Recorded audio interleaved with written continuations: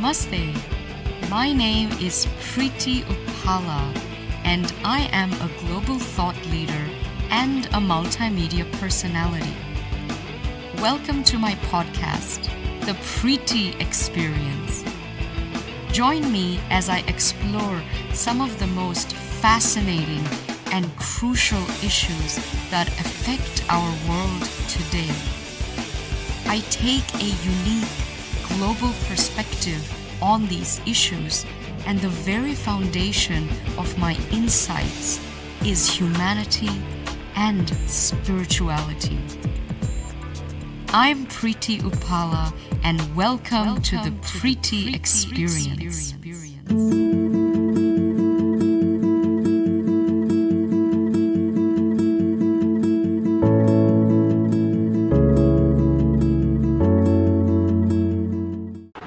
Hey, good morning, everybody. Welcome to episode 18 of the SMB Talks.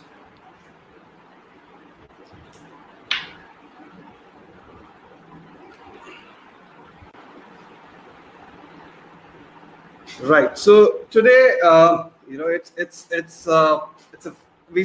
are trying a new time today.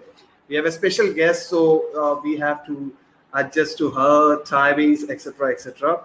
So today we are gonna, it's COVID-19, and everybody has been, going through their own share of struggles and things like that. And we were all wondering, thinking about what is the purpose of our life, right? Many of us are thinking about where are we headed and things like that. So today, we are gonna talk about a different topic, which is spirituality in modern times. To discuss that, we have the perfect person with us. We have Preity Upala with us. She is a lot of things. Okay, so I'm super excited that she decided to join us, and she is a entrepreneur. She's a media personality. She has, she's an actress. She has been Miss India International. She's a global brand ambassador. She has a lot of things. So she's a former investment banker from Australia, right? Right now she's a multimedia personality and entrepreneur based out of Los Angeles. She's a political editor for The Observer and a columnist for Foreign Policy News, Jerusalem Post, Times of Israel, and many more. Her expertise falls in the area of geopolitics, international diplomacy, conflict resolution, counterterrorism, Middle East politics, religion and peace, etc. She, as an international speaker, she has spoken at various summits like WEF, World Economic Forum, Horace's Racine Dialogues, University of Zurich, Wellness Dubai 360, IFSEC, India, and many more. She has spoken at various international think tanks, including the prestigious Observer Research Foundation in Delhi, BRICS International, and Center for Humanity Prosperity. She's a certified Dharma ambassador, so we will be talking a lot about all those topics. It's a very tricky subject. We all have no idea what it encompasses and what it means to follow Sanatan Dharma. So she is going to take us through. She writes and speaks about spirituality, religion, Vedic philosophy, feminism, and Dharma. She is writing a book on feminism, which will be published soon. So without further ado, let's bring on Preity. Namaste, everyone. How are you? Can you? My video is upside down. Can you? Is that what you can see, or can you see it properly? No. You need to turn it clockwise or anti-clockwise. I don't know how to do that. It never shows up like this. 1 second. Let me. Okay, you're not able to do that? I don't know. Hang on. I mean, what I could do is turn it this way. Yeah, that's perfect. That's perfect. It won't be wide angle, but as long as this works, it's good. Yeah, thank you so much, Preity, for joining me today. I'm so sorry. Okay, I got a little bit delayed. That's why I was a bit of a fumbling with the words, etc., because I was rushing into this, and my internet suddenly had some issues and things like that. I'm so sorry about that. Thank you for joining me. We are trying a new time. Normally, the show happens today at evening 8 p.m. So today it's 8:30 a.m. Morning in Gurgaon right now. So thank you for joining me. And this is a show I started just to get people some bit of motivation and inspiration as we are all going through COVID-19 and things like that. So I'm excited to hear from you all about spirituality, because it's a subject which gets a lot of eyebrows raised and people get rather uncomfortable when talking about it and all that. So shall we start? Yes, namaste, Vivek, and namaste to your wonderful audience. Thank you so much for having me on your show. It's an extremely interesting day today. I'm just happy that I can hear you. You can hear me, because I had technical difficulties earlier. It's music to my ears that we can connect, and I'm just in the present moment. And I think this comes back to our topic of Right. the spiritual process, which is the only thing that matters in the end, is your peace of mind, your happiness, and also how connected you are with the world outside of you. So this is a testament to that. Absolutely. So I have some 10 to 12 questions curated for you. It's about you, your journey, as well as today's topic. So I will ask you one by one, and you can take it up as it comes. Cool. Okay, let's do it. All right. So when I was looking at your profile, I think you have done a variety of things, and you have wore a lot of hats in your life. Be it an investment banker or a media personality or an entrepreneur or an actress, the list goes on. So I want to know, who is Preity Upala? So that's the $1 billion question, right? Because I'm not the titles. I'm not the identity. I'm not my various roles. I mean, my life story is quite interesting. I grew up in the Middle East, of all places. I lived there and then moved to Europe and then Australia and then the US. And I've taken a little bit from all of these places. I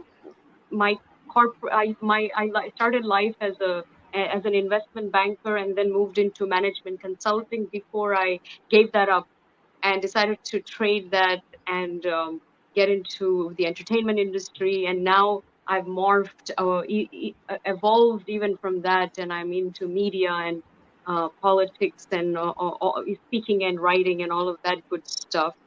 So, but none of these things are, who I am. They don't define me. They're just, I think, things that I do.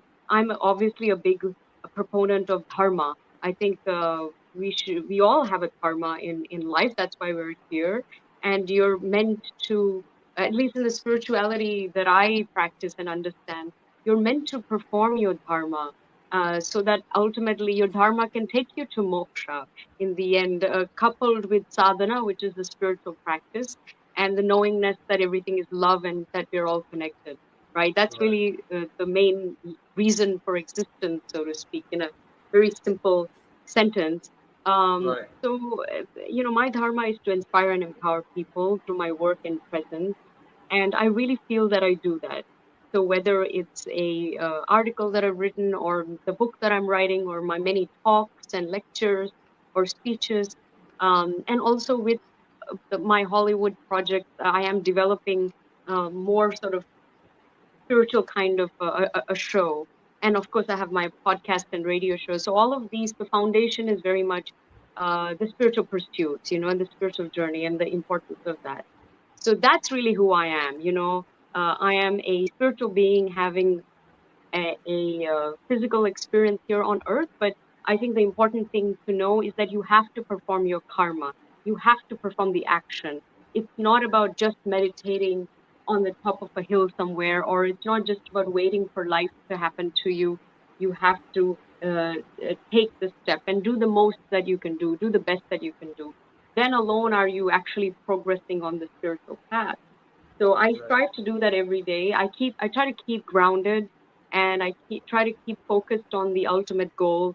And the world is a Leela, which is a divine play. We're all actors here. We have our part, we have our lines. Our job is to perform them to the best of our abilities. We always have free will. we have incredible freedom to live life on our terms, and we must do that. But I think always take the right path, right? So that's who I am. Things that I do, I try to ask myself, is this something for my highest good, and is there going to be any good that's going to come out of this for the world at large? And if the answer is a yes, then I will proceed. If the answer is a no, I usually take a hike and go find the next project, So Right. my instincts have guided me well, I think, in my life. And I try to be more than what I was yesterday. Right, right. So whatever interaction I have had with you in such a short period of time, I can see that you are a person who walks the talk. Every sentence which every reply you send or every comment you make, it has your touch to it. You talk from that straight from the heart kind of person, and it's always about the right thing for the person who is opposite to you. So it's always that kind of empathy I've always uh, seen from your interactions. Fantastic. So I think this is going to be very interesting because spirituality uh, and dharma, meditation, all these are things which are very close to my heart also. Even though I'm not a avid practitioner of any of those practices, I should be, but I'm not. So this is going to be an eye opener for me as well as a lot of people who are going to watch it now or later as well. All right. So that's pretty clear explanation of who you are, not the roles you're playing, but you are a spiritual being. All right. So my next question is: you're a big proponent of spirituality, religion, and Vedic philosophy, right? So those are very deep subjects. Those are not subjects which people will be comfortable even discussing for 5 minutes. Right? If I do that in office, I'm pretty sure people will stop talking to me after a couple of days. So how did you become so much engrossed in these subjects? I know that you have so much of knowledge on these subjects. How did you become a proponent of these topics? Well, I think the cheesy answer would be that I'm an old soul and I've done this before. And from a very, very young age, I sort of kind of was on the path. And it's true. I'm very lucky and very fortunate to have been, obviously as a Hindu, I do believe in reincarnation. So I'm privileged and honored and blessed to have been reincarnated uh, to the family that I was, because my parents are very spiritual people. So they instilled that pursuit of knowledge and also their practices from a very, very young age. Although I wasn't immersed in it, I could see that they were into it. And I did learn things, and I observed my, father getting up at 4 a.m. and doing yoga. I mean, he's a very spiritual person, and he's also pretty religious. He reads all the shastras, and he does all the pujas and stuff.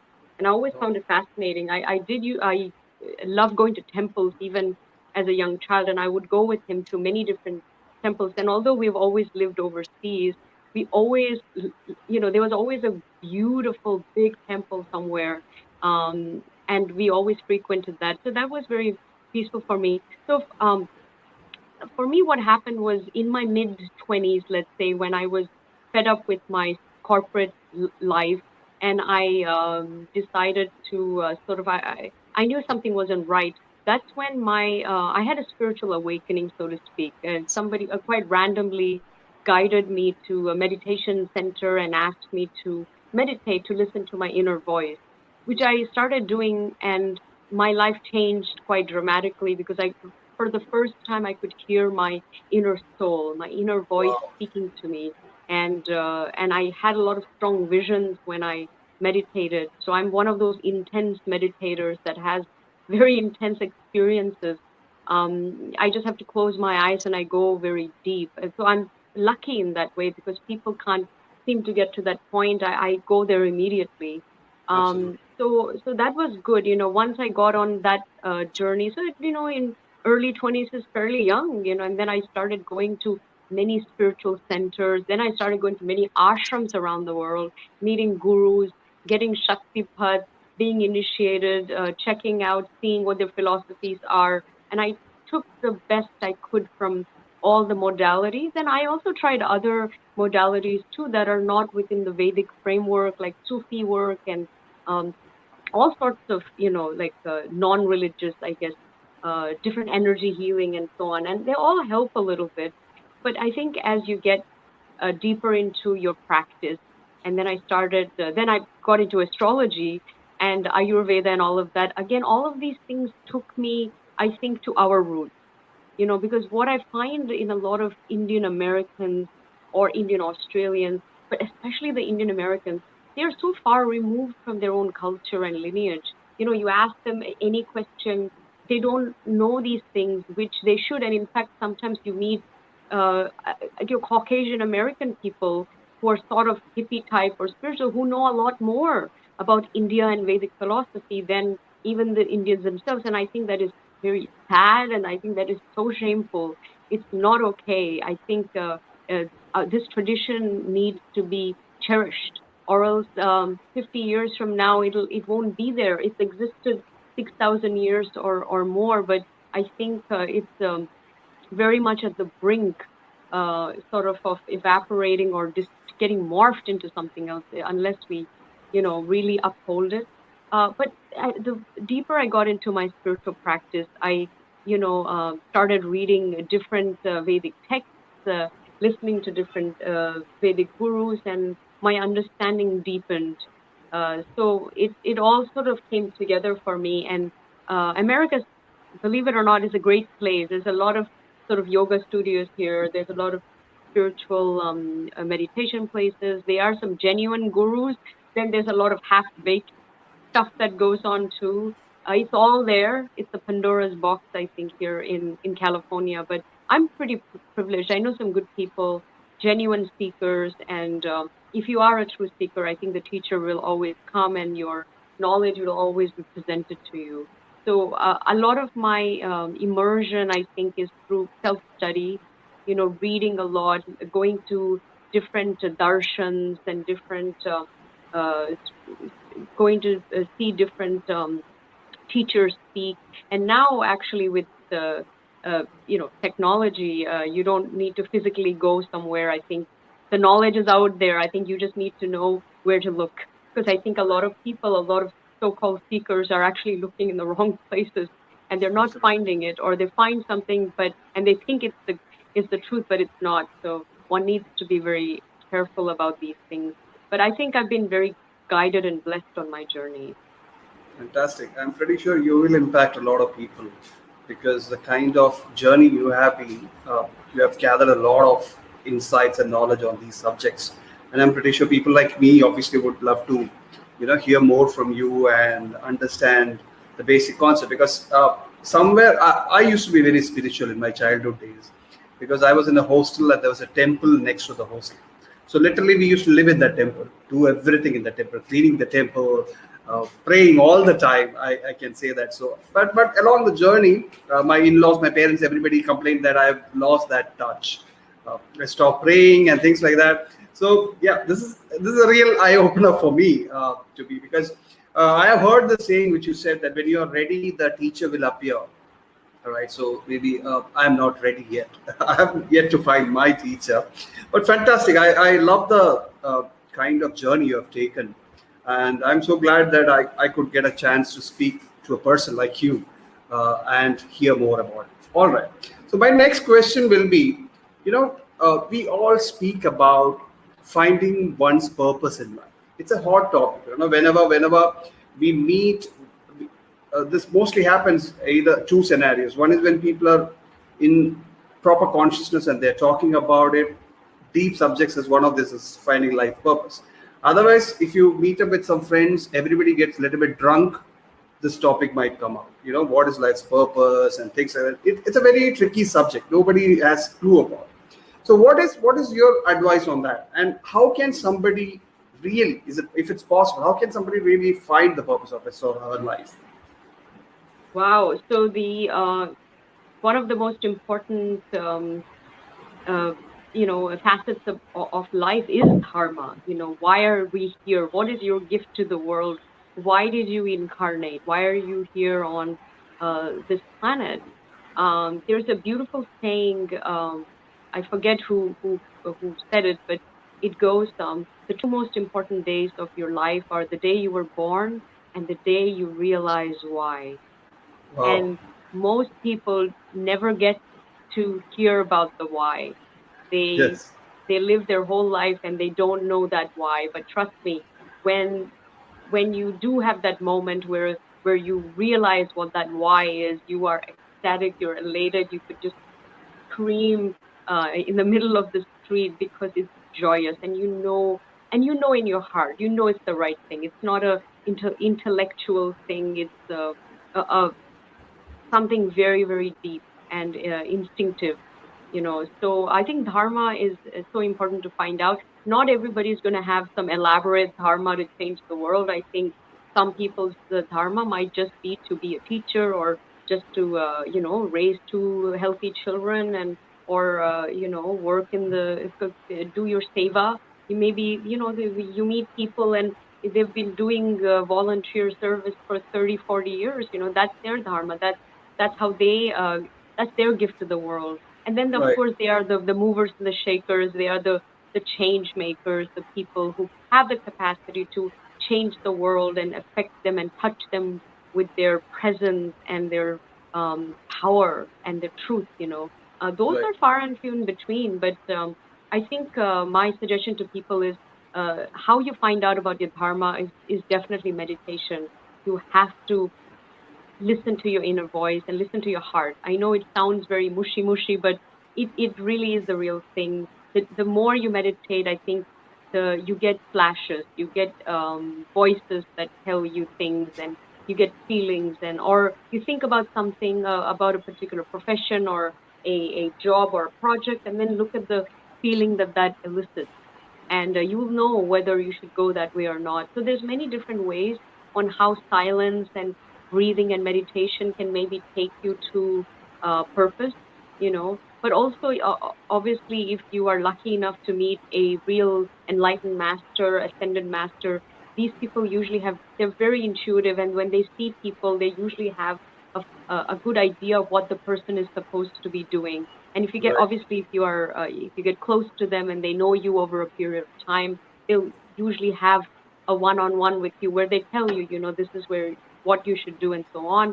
If you're into astrology, of course, astrology also has, I would say, some guidelines. It can direct you, or it can tell you what the blueprint is saying. The beautiful thing about astrology is that you have free will. You can walk away from it, but there are some predestined um, scenarios that will present themselves, and that really is written in the stars. So if you're into that, I think that can help.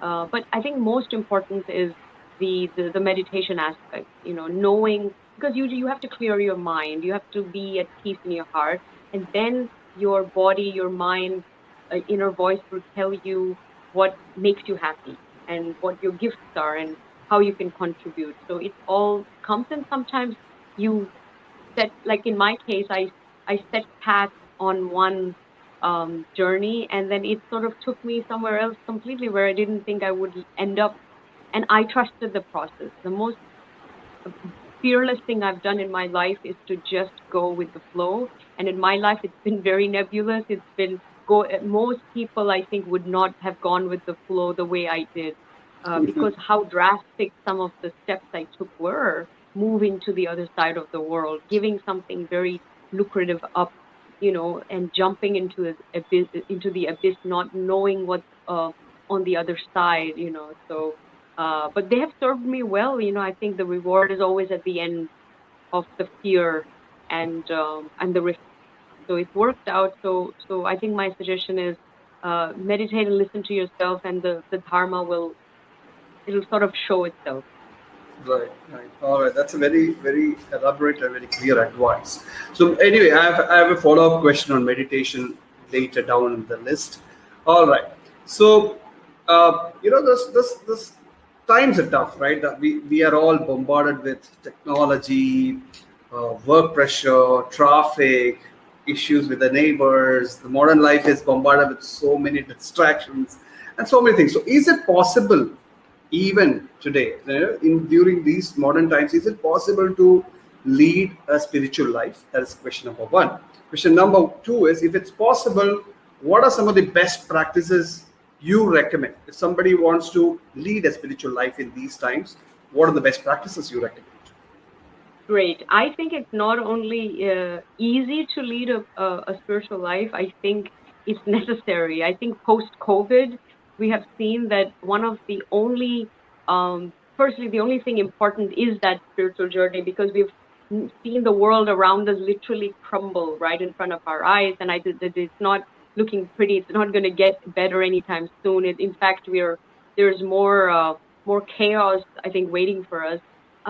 But I look at different frameworks, and I think that the dharmic framework really is the only one that um, has stood the test of time and will take us through the future. So I'm so excited to sort of talk about this. I feel like I'm some kind of ambassador for the dharmic framework and this kind of ancient wisdom. I think that's part of my true dharma. But so it's I think it's easy. I think now more than ever post COVID, it's like nothing, it's all Maya, right? Everything is Maya. So you realize that this is all futile. None of this means anything. The only thing that matters is what's going on in here inside of you, because the world is just a reflection, it's just a mirror. So if you don't like, and I think COVID is really a manifestation of our planetary cosmic consciousness. It was so chaotic and messed up, and it manifested into this sort of big output of Right. and I think the way that we were going in relation to the environment and all of that good stuff, it was not sustainable. So the whole thing just kind of exploded um, in front of us, in our face, I guess, in a way. But I think it's simple to lead a spiritual life. I think you have no excuses now, because now you have the time to do that. Whereas before it was people are running around busy doing nothing, and now you actually have all the hours where you can set aside something, to do something for your soul. Some practices that I like, of course, yoga is one, but I think pranayama is more important. Pranayama is the deep breathing exercises. These are very simple. There are many different types of pranayamas, but you can look online even, or we get a book or a video, and just very simple breathing techniques. It Right. doesn't take more than half an hour. It completely sets your system. It resets everything, and you're vibrationally, I think, very still and calm. And I think from that place, you feel connected and you feel feelings of love and joy and peace. And I think from there, when you think and operate, you will always act in love. This Right. much I've noticed that. I highly recommend people to adopt a vegetarian diet. I think it makes a world of difference. It really does on so many levels. I think it's not about animal rights or any of that. I think in the Vedic philosophy, it's much deeper than that. It's because the meat is very dense, heavy on the Right. system. It messes with your own sort of aura and field. So I think when you eliminate that and you just eat, vegetarian vegetables, vegetarian food, pulses, so on, I just think that your mind, body, and spirit are much more in sync, and that toxicity is not there, so that you can think clearly. And it's better for your health and longevity anyway. So diet is one. I mean, get into Ayurveda, like just small things. There's so many Ayurvedic things you can do for yourself. So these are some of, and of course meditation as well. If you can find a practice that works for you, whether it's I wouldn't recommend a guided one. I think it's better to be silent. So just focus on your breath, or maybe get into Kriya yoga, Kriya meditations. That's a very good technique. But Right. also read up on philosophy. I think there are so many philosophers that have written great books, and like Autobiography of a Yogi, of course, but there's so many others. There's, Swami Vivekananda is very good. Sri Aurobindo is very good. Um, Right. and even Deepak Chopra, if you like this, Dr. David Frawley is fantastic. There's so many amazing people who have written about Vedic philosophy, because that's, I think, what I know most. There's Right. other modalities too, but I know that this stuff, this specific kind of school of thought is very ancient, and there's just a connection, I think, to ancient wisdom that you feel once you're sort of immersed into it. And that's been my experience. Right, right. I think you pretty much summed it right. I think these are practices which everybody should follow. Should it caps uh, during these times, and it's really helpful. And it's. I think it also helps you understand you better, because as I mentioned, I have never done. I was never able to continue my meditation practice beyond a month. I'll break. That is my break-even point at the moment. But during those days, I can sense a kind of a prevailing feeling of peace throughout the day, and the way I interact with people, it's more empathetic and things like that. So it brings in a lot of things which people have written about. So it's better to, like you mentioned, it's better to read some good books about meditation, pranayama, yoga, etc., and take up whatever suits everybody. Right. So that's a fantastic, good list of best practices which I think everybody can adopt. Right. All right.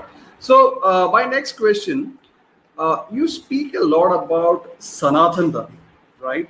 So I want to know your thoughts on the same, and even how can individuals adopt more from that dharma. Wonderful. So Sanatan Dharma is the official name, the real name for Hinduism.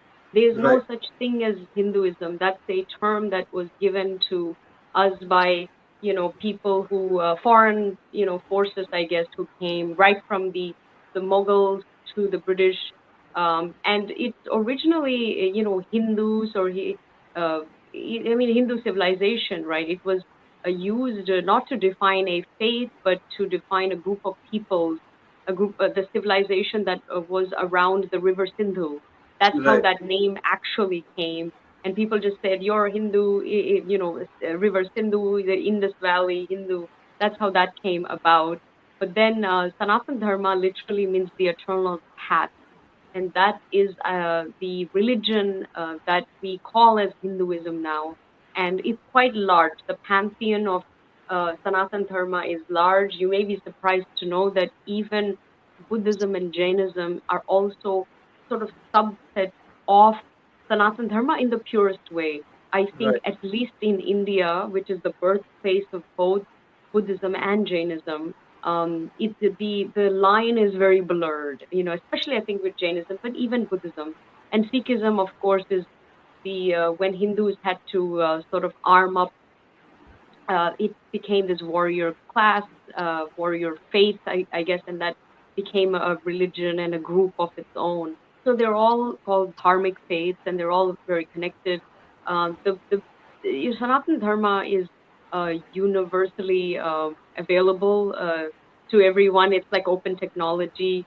It's very different to Abrahamic religions. I always say that I divide religion into two groups. You have Abrahamic monotheistic organized religions, and then you have dharmic faiths, and you have Sanatan Dharma and the other dharmic faiths under that. And they talk about karma and dharma, moksha, and the interconnectedness.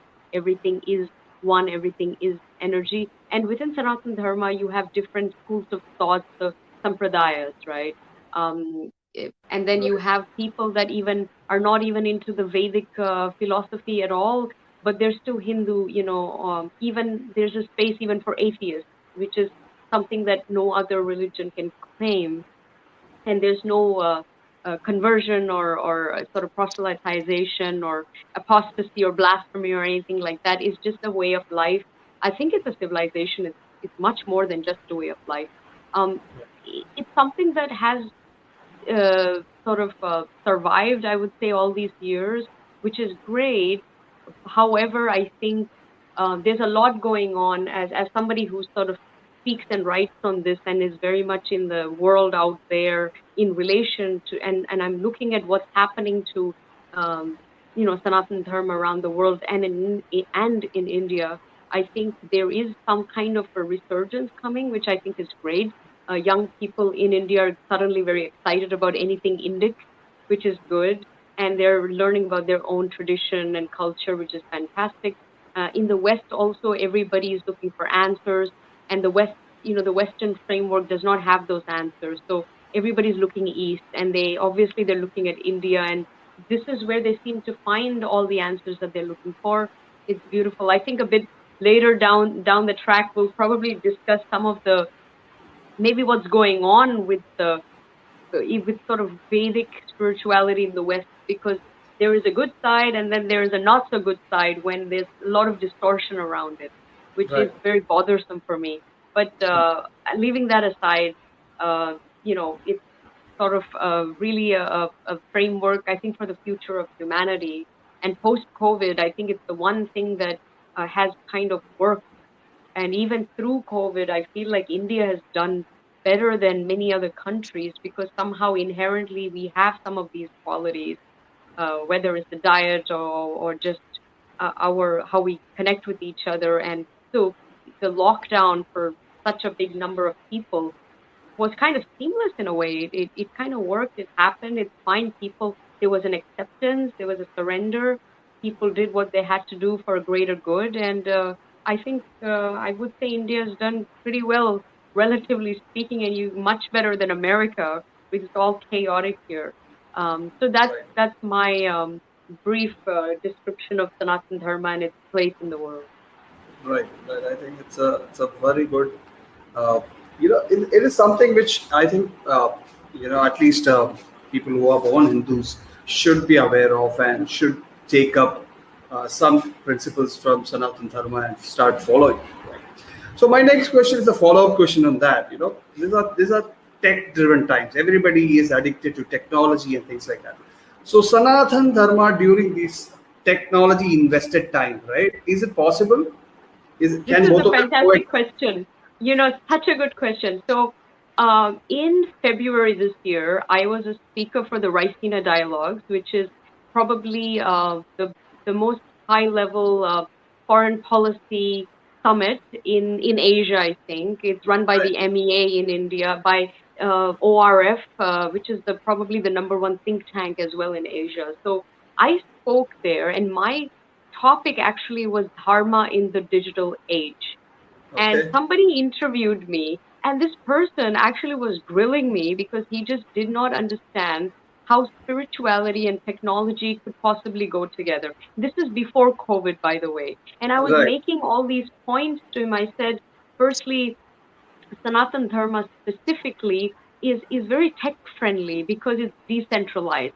There is no one authority on it. There's no one book, one God, one prophet, one place. It's everywhere. And that's why it survived in a way, because it's like completely immersed in society. It's like very much part of the fabric. It's everywhere. So you cannot possibly wipe it out, and that's why I think it survived so many sort of conflicts and all of that, because it's everywhere. It's present in a way. So that's one thing, the decentralization. The second one is symbolism. Everything about, Sanatan Dharma is symbols, right? Whether it's the language symbols or, words or things. And you look at technology, the apps and buttons, and it's all symbols again. So it's like there's a lot of shortcuts to things that make it easy for you to, like, the iconography helps a lot. Then it's, I think we live in a world where I think all these leaders are even before COVID, right? They're all over. You don't have to take yourself all the way to some ashram in southern India, because all of these people are on YouTube and it's free. It's available for everyone. So you can tune in. And if you're a genuine seeker, trust me, even through an app, you can have a very, very meaningful and genuine experience. And you can have a one-on-one, or if it's a group darshan or whatever.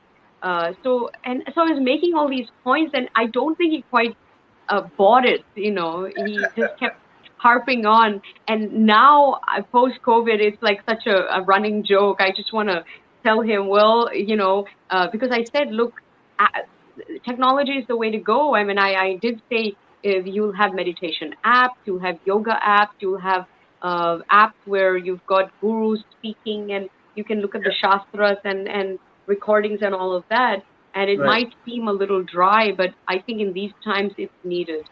So I think technology and Sanatan Dharma actually go hand in hand. They go quite nicely. I wouldn't say the same for other faiths. I think they're much more, you need to be somewhere in front of a authority, right? But for us, it's much more free and very much a part of the greater society. Absolutely, absolutely. So I think that's the right way you have mentioned, because nowadays, if somebody wants to uh, be spiritual, or somebody wants to learn the roots, the principles, and things like that, there are so many good apps available these days. The book, which autobiography of a yogi, that group, Ananda group, has one of the best apps ever. They have a lot of meditations, they have a lot of teachings, a lot of philosophies, a lot of principles to follow. So that is one of the apps I like. So yeah, as you rightly mentioned, I think it is. These are the best times to become a proponent of Sanatan Dharma and start following it. Right.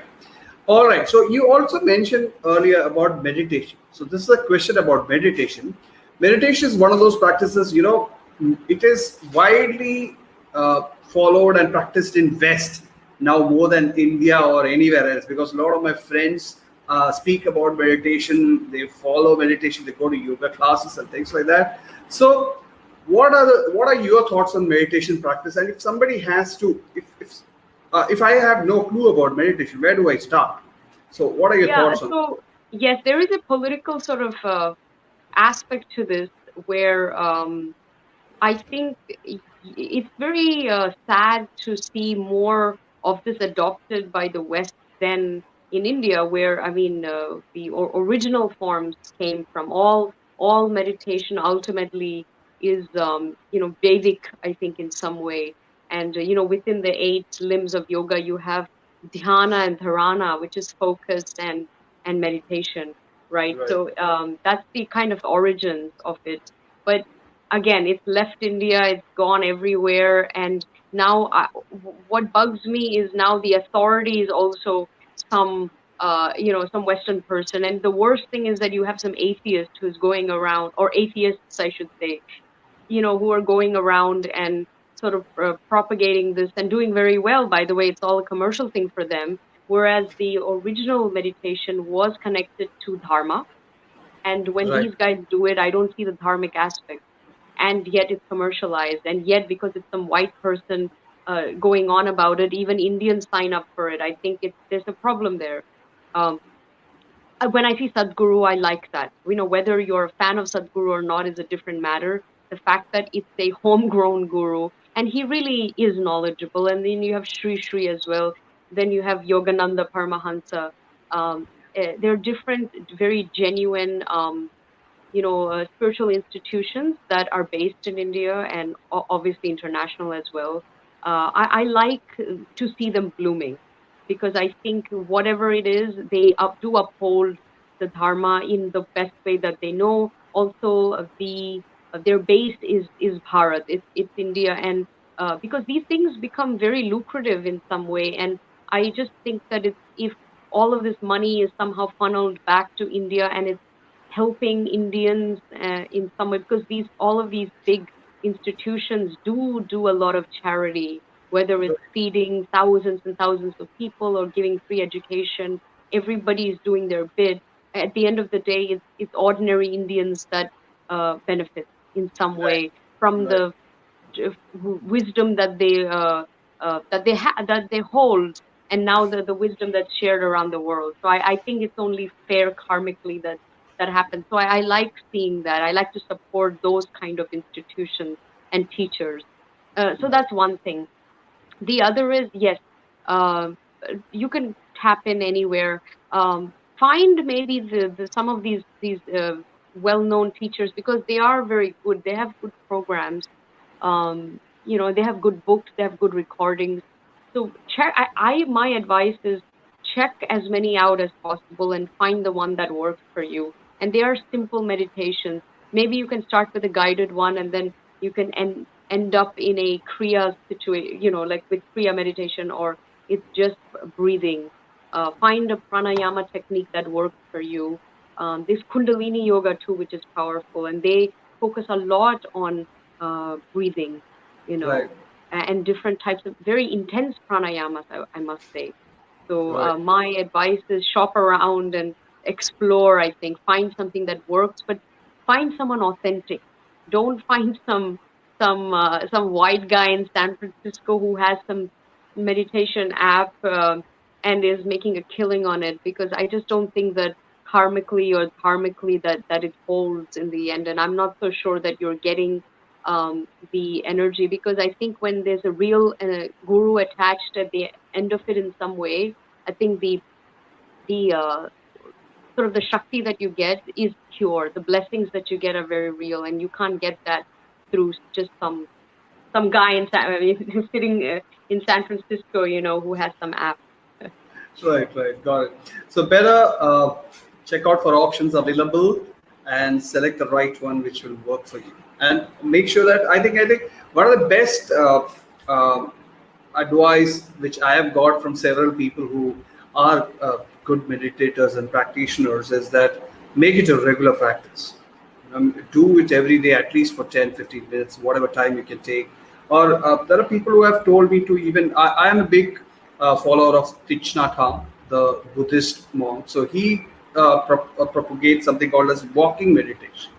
So I used to do that, focusing on the breath during doing any activity, while walking, while washing your dishes, whatever it is. So I think that also might work well for people. Right. Fantastic. So my next question, this is a term which I found when I was doing my research on Dharma and things like that. It's dharmic vegetarianism. Right. So, it's a topic I could see a lot of people are talking about it. So I wanted to know more about it. What is dharmic vegetarianism? What does that mean? And how can if somebody has to adopt that into their lifestyle, how can they do that? Wow, what a fantastic question. I was just talking to somebody yesterday. I had a podcast, and he is an American yoga teacher and an Ayurvedic practitioner here. He has a great show. He had me on. We were talking about astrology, Jyotish, and also we started talking about this aspect. And I told him, I think it's always better to be dharmic vegetarian. I would say it's either a Hindu vegetarian or a even like the Brahmanic vegetarian, like the Brahminical vegetarian, than a Western vegan, because for so many reasons. I think firstly, ghee, honey, and cow's milk, butter, all these things are elixirs of life. I think ghee is so pure and potent, and so is pure honey, and there's so many other, they're like soma, right? They really are the nectar of life, and they are very healing for the body, mind, and spirit. And I think when you are if you're a Brahmin or any Hindu, right? And like in India, vegetarianism is different because people have these things, and it's very a holistic approach, I think, to diet and nutrition and lifestyle. Whereas in the West, I think firstly the whole vegan movement has got it's anti killing animals. I think even the premise doesn't come from love. It's the opposite of something. It's because we don't want to hurt animals, let's become a vegan. And it's less of the love and respect and reverence that you have for animals. In India, we have that. Even though we drink, milk and eat ghee, we love the cow, especially the cow, but all animals, right? So I think there is a connection that we have with environment and animals in India that you just don't find here in the West, and you will never, because this is not their worldview. And then they become very militant when they become vegan, and they become very, sort of virtue signaling, and once in a while I come across a vegan at some event, and then they try to go on, they try to give me a lecture on veganism. I really have to shut that conversation down. Like, don't go there, man. We invented this stuff. So I don't need to hear this from you.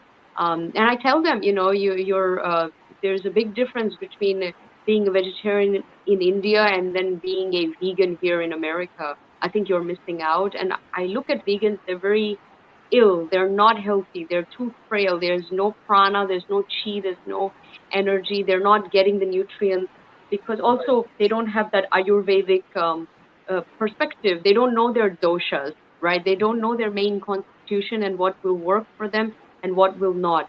So they just look at what's vegan and then they have that. And I find them, I don't think it's healthy at all. I don't know how necessarily that helps in your spiritual practice. So I think dharmic vegetarianism takes into account respect and reverence for animals. It also has ingredients in it that are very, very healing for your soul, which are a part of our culture. And I think, now I find some vegans in India, and I just think that's a little counterproductive. I don't want to see. I think we have something that works already. I think superimposing Western norms on top of that, I think, is counterproductive. I think you're missing out, and you're missing the point of it. What you have actually works. You don't need to improve it or make it anything else by adding things that don't belong there. So this is my view on this kind of vegetarianism. All right, that's fantastic. Actually, I've been trying to become a vegetarian for a long time. Maybe this will change my perspective too. Fantastic. So my next question will be it's again another widely accepted methodology or process which people go through is yoga. Yoga is again adopted across the globe. There are a lot of yogic schools around, yoga instructors around, courses being sold to become a yoga teacher and things like that.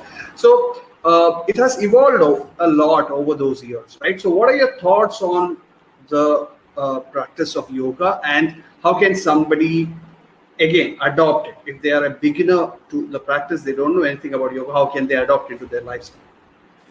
Right. So this is a sort of an area that I'm very passionate about. And I am a yoga instructor myself, but I don't teach. I just did it for myself.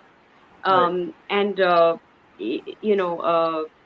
an Ashtanga yoga teacher, which is, the purest form, I think. And then you have Iyengar also, which is very, very good and integrative. Because with Ashtanga, it's comprehensive. The poses are very perfectly sort of sequenced and all of that. And you learn a lot about anatomy, you learn about philosophy, you learn about wisdom, you learn about all kinds of amazing things, which is great. Now, I am very bothered by what's going on here in the West. You might think it's a great thing that it's exploding everywhere. I don't, because I think the kind of yoga that's going on, so I live in Los Angeles. Los Angeles has more yoga studios than in India, probably. It's crazy. And in California, there's a lot of yoga studios, but they, number one, very few of them are taught by yogis, or teachers that are respectful human beings that follow dharmic values or any kind of yogic values. It's, the asana, which is the physical pose, is just one element of an 8-limbed approach to yoga. Yoga is simply the union, the mind, body, spirit union, right? And the asana is one aspect. There are 7 others, that one has to follow, and vegetarianism is one of them. And so is meditation too. But, you find these teachers, they do a weekend crash course in yoga, or they do a 2-week yoga instructor course, and then they call themselves a yoga teacher, and then they go teach, but it's very dangerous, I think, because that's one thing, they're not really equipped to lead.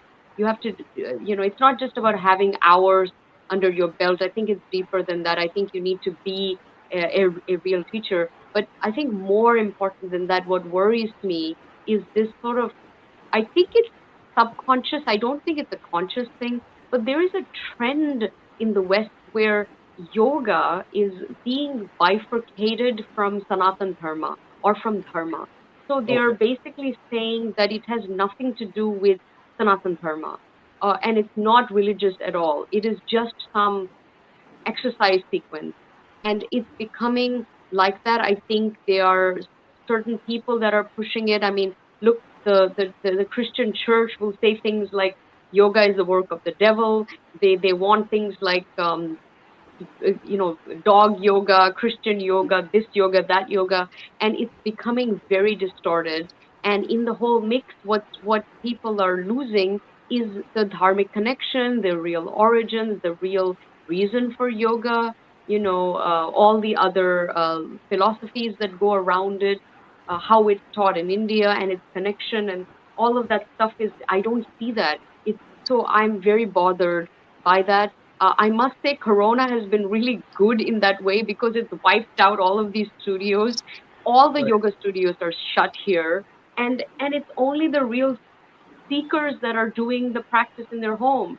All these who half-baked people that were doing it just to look good or to pretend to be spiritual, they're not doing it. And I hope these studios never come back running for a long time. And when they finally do, I hope it's the ones that have the real energy in it that will set up. I'm sort of very passionate about this, and whenever I get a chance, I speak on this matter. I also think that India should, like it's taken this International Yoga Day, which I think it rightfully belongs to India. We did that at the UN, I think, a few years ago. That was great.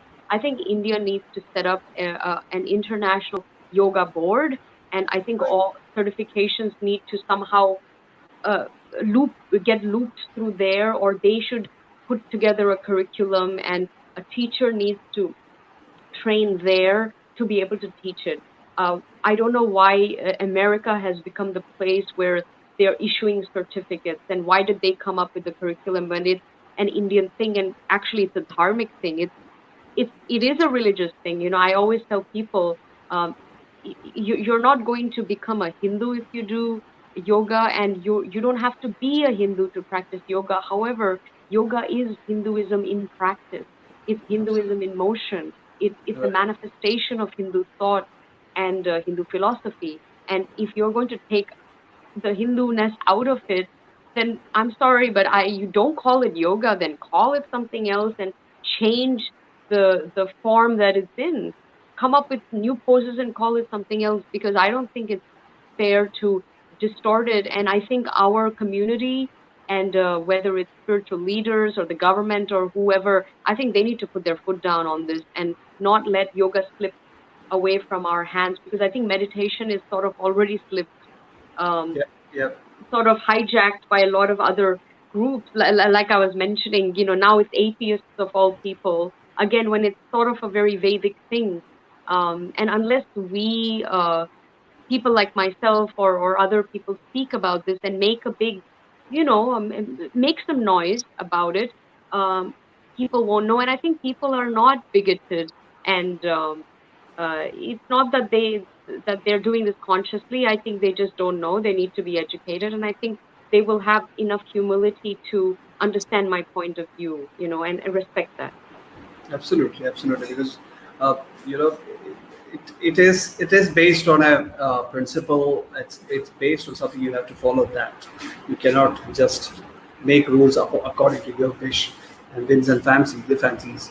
Absolutely. So that's a very good take on yoga, right? So next point, which you already spoke about a little bit, was Ayurveda, right? Because I am from Kerala, so we are the kind of a if you talk about Ayurveda, people will say, okay, let's go to Kerala. So that's the situation in India, right? So Ayurveda is very close to me, everybody in my family, etc. So I just want to, because we have all lost touch with our roots. Like, for example, Ayurveda used to be a big practice during my grandfather's time and things like that. But we have moved on from there. We are more into allopathy and other medicine and things like that, right? So how Ayurveda, according to you, how Ayurveda can help us become stronger in midst of all these chaos and all these Western medicines and other practices around? Great. So I think COVID has taught us again that natural and something that's tailored to your particular constitution and using natural herbs and fruits and vegetables and again vegetarian and organic, preferably, is the best thing for you. I mean, the Right. way to boost your immunity is through these amazing fruits and herbs that are available, and it's not some crazy concoction of chemicals, that don't do anything, that actually do more damage. I'm not a fan of Western medicine at all. I'm very lucky. I've never been very sick in my life, so I've never needed to go to the hospital, and hopefully that'll never happen because I try to avoid it, to be honest. But I try to boost my own immunity, and when you have a good diet, I think you should know your body well. You need to know what ails you. Usually, you have a imbalance of one of the doshas, one of the elements. That's really what's going on, and Ayurveda is a science. It's a science that works. It's a 5,000-year-old practice and philosophy that is true. And today, when nothing else works, Ayurveda works. Now, Ayurveda is also one of those things that is very vulnerable to what's happening with yoga. So we have the chai lattes, we have the turmeric lattes, and now they're adding tea in coffee and all of that jazz. Again, it is what it is. I'm happy to see my culture all around the world like this, but I'm not happy to see it sort of distorted or commercialized in the way that it is.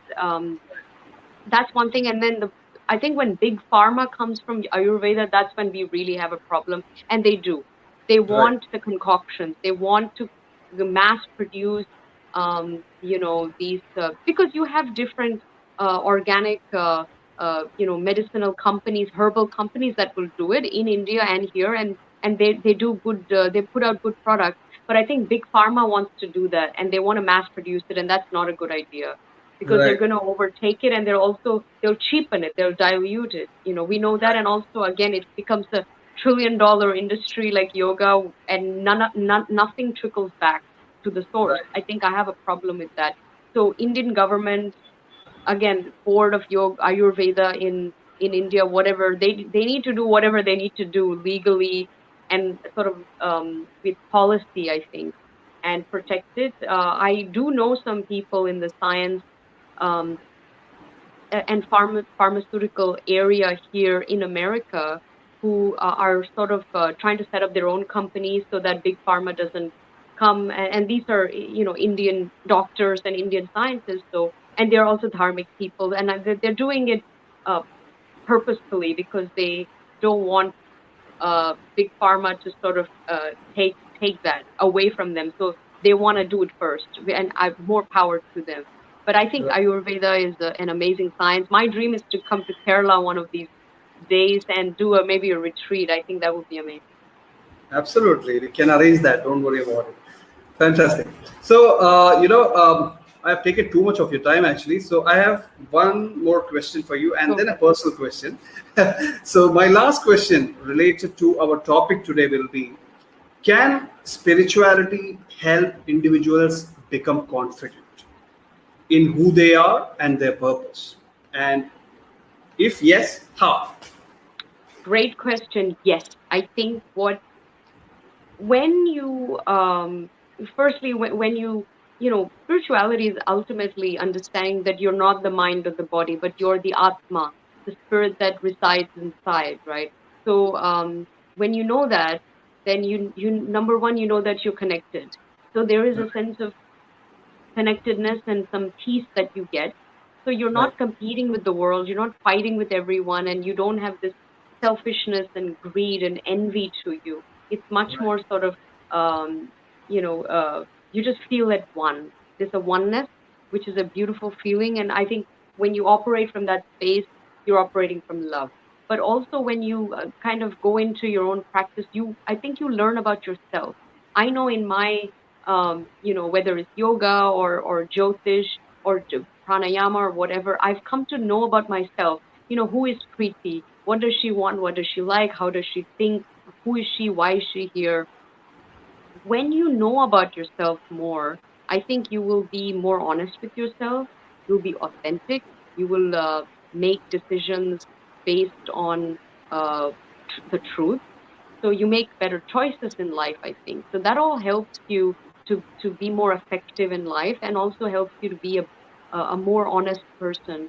And I think when you know who you are, you become confident. I Right. know I'm very confident. I have always been like this, but I think when I was younger, it was more obvious, like it was more overt, I think. And now it's very subversive. It's very introverted, like a quiet confidence, but it's deep and it's anchored. It's rooted in a very, very deep place. Like I really know who I am and my purpose. Nobody can take that away from me. No one can tell me anything different. That they can't tell me I'm not. That all these things that I know myself to be.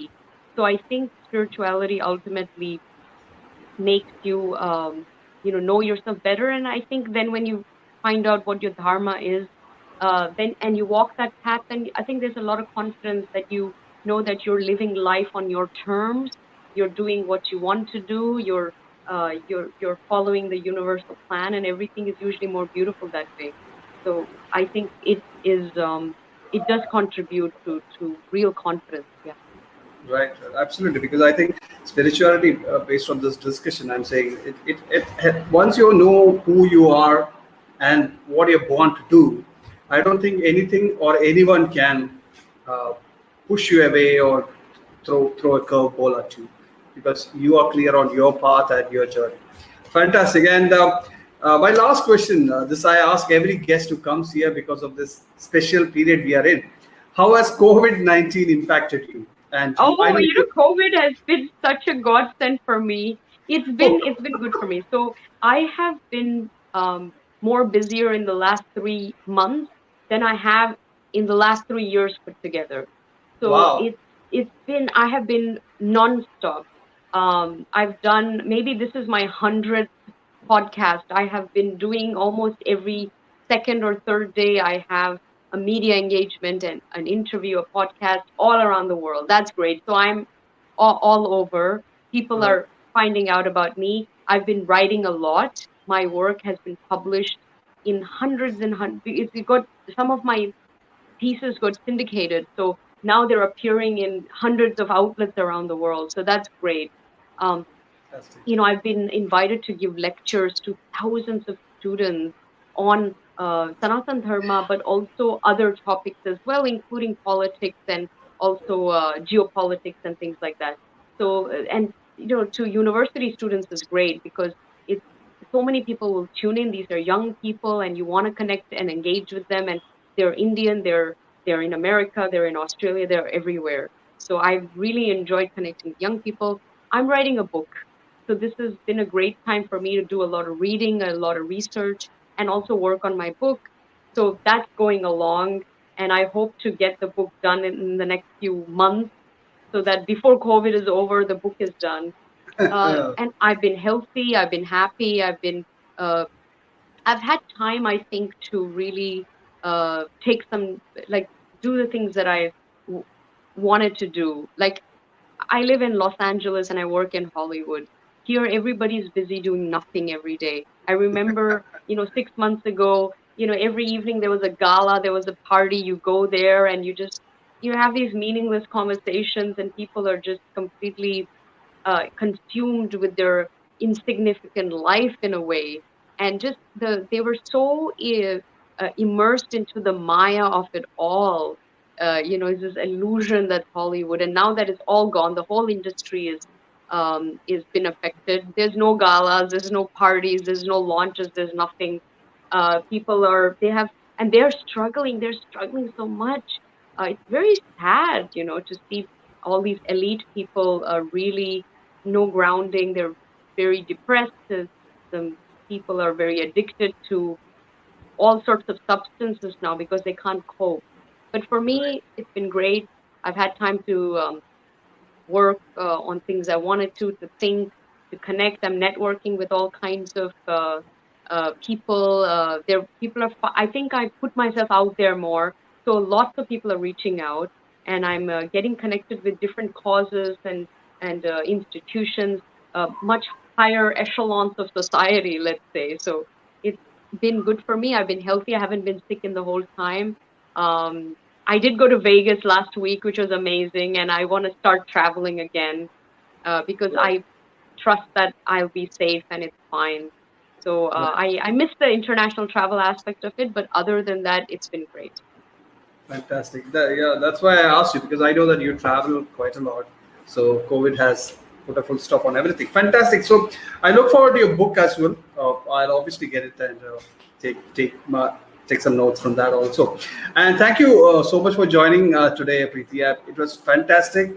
I've never heard somebody speak about all these topics, which are very deep, in such a passionate and authentic manner. So I'm so grateful that you joined me, and obviously I'll be following your work, and let's stay in touch. Thank you so much. Thank you so much, and thank you to your audience. And I just urge them to find me online, and I'm sure we'll share some links. Find me on Twitter. I'm extremely active there. Find me on YouTube. I have my channel. I have my radio show too. And please, I write a lot on spirituality and culture and Indian culture. Please find my pieces. They're all over the internet. Just Google my name and the topic, and the pieces will come up. And of course, I'm on Facebook. So reach out to me. I love to engage and hear from people and get feedback and have conversation with you guys. So look forward to having more conversations. Absolutely. Thank you so much, Preity. You take care and stay safe. All right, cool. Namaste. Thank you. Namaste. All right, that is Preity Upala. A very weird start for today's session. I ran late, and my internet has been kind of tricky for the last couple of days. Anyways, it was such a deep conversation. She's so much passionate about topics like spirituality, Sanatan, Dharma, etc.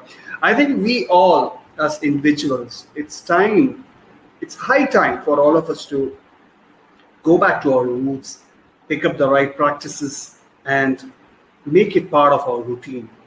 I'm going to do that. I do that, actually. I'm going to take it up more. And thank you for tuning in today. Episode 18 is out of the way.